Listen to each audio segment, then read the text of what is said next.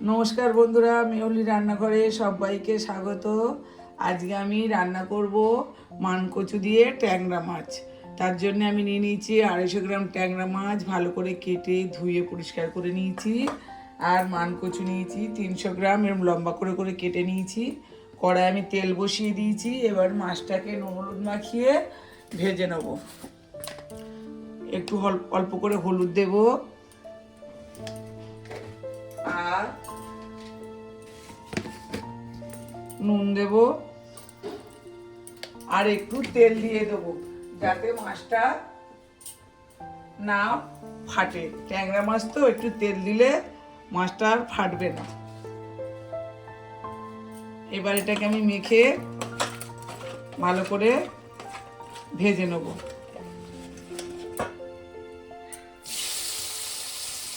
মাছগুলো আমি দিয়ে দিয়েছি। মাছগুলোকে আমি ভালো করে এইভাবে উল্টে পাল্টে ভেজে তুলে নেব।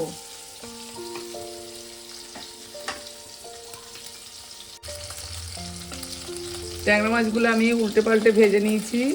এবার আমি ট্যাংরা মাছগুলো তুলে নেবো আস্তে আস্তে।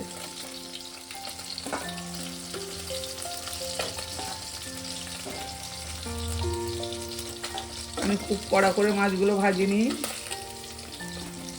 এইভাবে ভেজে নিয়েছি।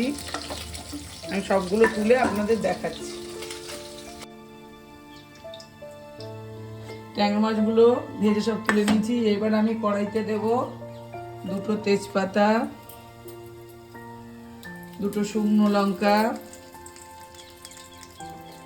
আর দেব গোটা জিরে 1/2 চামচ ফোড়ন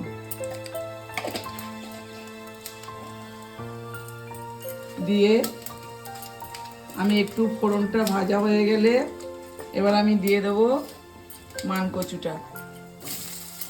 আমি মানকচুটাকে আগে থাকতে ভাপিয়ে নিয়ে, আপনারা চাইলে আগে একটু সেদ্ধ করে নিতে পারেন, সেদ্ধ করে নিয়ে আর রান্না করতে পারেন। আমি এটাকে সেদ্ধ করে নিয়ে আমি এইভাবে ভেজে নেব। মানকচুটা আমি মিনিট 2-3 একটু ভালো করে ভেজে নেব। মানকচুটা আমার ভাজা হয়ে গেছে। এবার আমি এর মধ্যে দিয়ে দিচ্ছি একটা টমেটো দিয়ে দিয়েছি। আর দিয়ে দেবো আদা রসুন বাটা 1-1.5 চামচ দেবো। দিয়ে এটাকে আমি ভালো করে একটু নেড়ে নেব। আর আমি এই রান্নাটাতে পেঁয়াজ দেব না।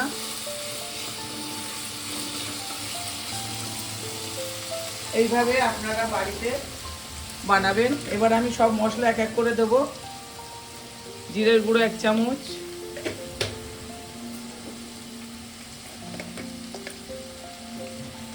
ধনিয়ার গুঁড়ো 1 চামচ,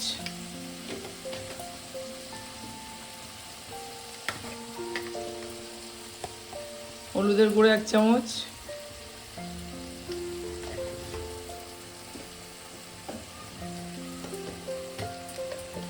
আর দেবো লঙ্কার গুঁড়ো 1 চামচ। 1 চামচের একটু বেশি, আপনারা যে যেমন ঝাল খান তেমন দেবেন। দিয়ে আমি মশলাটা এবার ভালো করে কষিয়ে নেব। একটু জল দেব, দিয়ে মশলাটাকে ভালো করে একটু কষিয়ে নেব। এই রান্নাটাতে পেঁয়াজ দিলে অতটা ভালো হয় না, তাই জন্য আমি পেঁয়াজ দিইনি। আর আপনারা যদি মনে করেন পেঁয়াজ দেবেন, দিতে পারেন। এবার মশলাটাকে আমি একটু মিনিট 2-3 একটু ভালো করে কষিয়ে নেব মানকচুর সঙ্গে।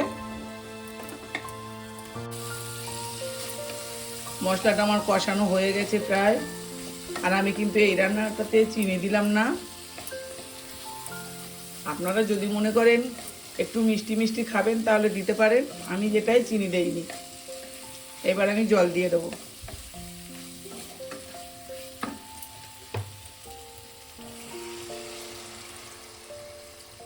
আপনারা চাইলে মানকচুটা যদি না সেদ্ধ করেন তাহলে একটু গরম জল দেবেন। আমার গরম জলটা করা হয়নি।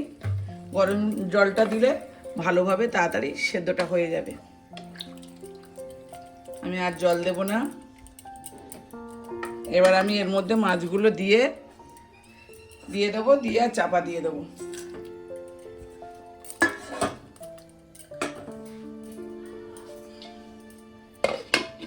চাপা দিয়ে আমি এখন মিনিট 10 মতো সেদ্ধ হতে দেবো। মিনিট 10 পরে আমি ঢাকনাটা খুলে আপনাদেরকে দেখাচ্ছি। দেখুন কত সুন্দর কচুটা সেদ্ধ হয়ে গেছে। যেহেতু কচু তাই একটু সময় লাগলো সেদ্ধ হতে। এবার হয়ে গেছে আমার তরকারিটা। আমি গ্যাসটা অফ করে তরকারিটা ঢেলে নেব। আর যদি আপনাদের এই মানকচু ট্যাংরাটা ভালো লাগে তাহলে একটা লাইক, কমেন্ট, শেয়ার করে দেবেন। নতুন বন্ধুরা চ্যানেলে একটা সাবস্ক্রাইব করে দেবেন।